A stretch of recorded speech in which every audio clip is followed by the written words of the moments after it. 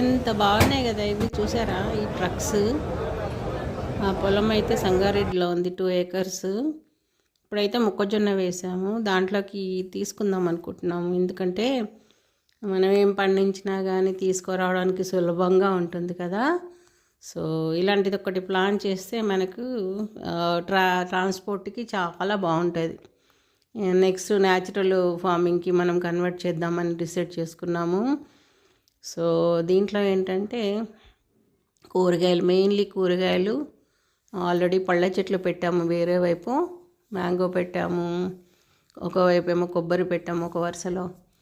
చూడాలి, జామ పెట్టాము, చూడాలి ఇంకా పెట్టేది కూడా ఉంది. పెద్ద పెద్ద చెట్లే తీసుకొచ్చి పెట్టాము, గ్రాఫ్టెడ్ మొక్కలు.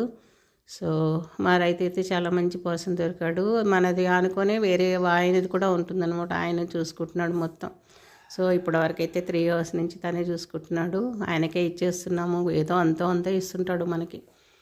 ఆయన ఖర్చులకి మేము కూడా చూస్తుంటాం.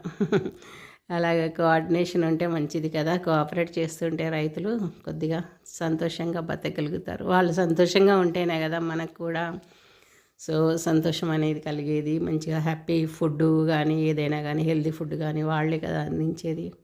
అలా ఎంత కష్టపడినా కానీ కాలం కలిసి రావాలని కోరుకోవాలి. కాలం కలిసి రాని రోజు పాపం ఎంత కష్టపడ్డా కానీ రైతన్నవాడు అడుగంటి పోతాడు, ఎంత సమస్యలు మునిగిపోతాడు. మనకేంటి, మనం జాబ్స్ చేస్తాము, బిజినెస్లు చేస్తాము, హ్యాపీగానే ఉంటాం, ఏమంటారు కదా. సో ఇది బాగుందా, చూడండి ఎలా ఉందో ఇది ట్రాన్స్పోర్ట్కి.